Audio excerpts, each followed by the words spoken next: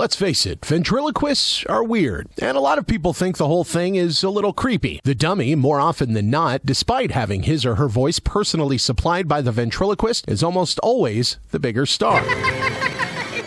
Who are you calling dummy?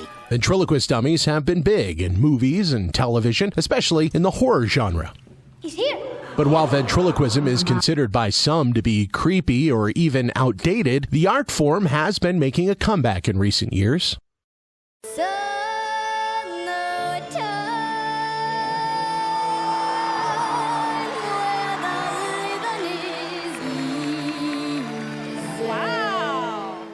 Perhaps the most famous ventriloquist of all was Edgar Bergen, but even more famous was his #1 dummy, Charlie McCarthy, a wisecracking, leering dummy who presented himself as a womanizer and often said things no other person at the time, the 30s through the 1950s, could ever get away with. Bergen wasn't even a great ventriloquist. Even the dummy teased him about moving his lips. But Edgar Bergen, like most ventriloquists, was a little weird.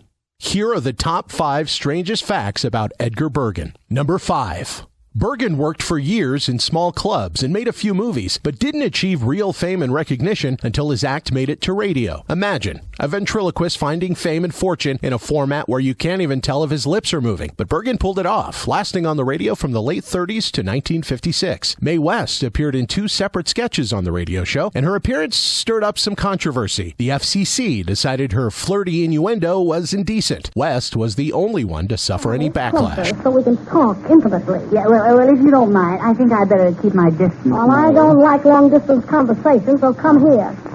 I thought you were going to have a nice long talk Tuesday night at my apartment. Where did you go when the doorbell rang? Well, I tried to hide in your clothes closet, but 2 guys kicked me out. Number 4. If you've seen Murphy Brown, you know actress Candice Bergen. Well, that's Edgar's daughter. But guess who had the biggest room in the Bergen house? Not Candy. It was Charlie.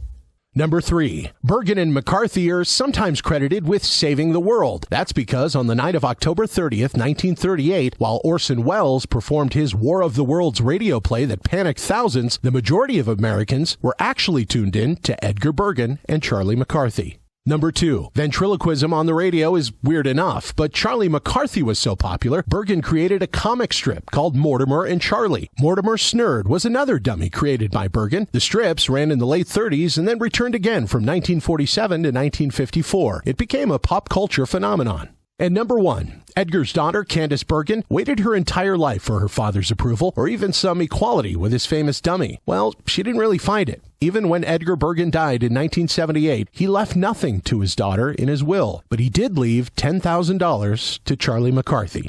That's right. He left $10,000 to a puppet who now resides in the Smithsonian.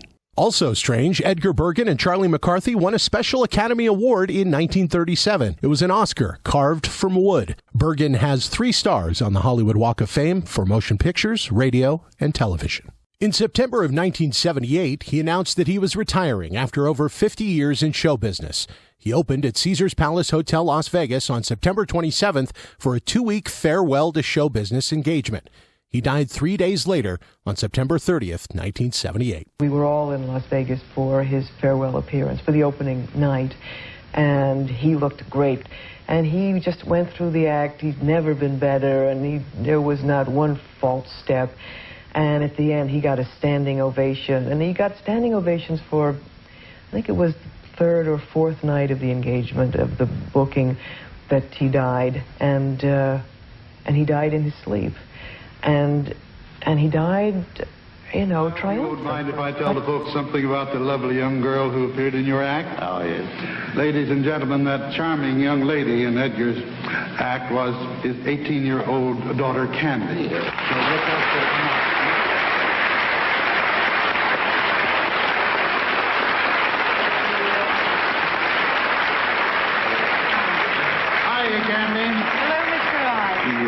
Isn't she beautiful? Well, thank you, Charlie.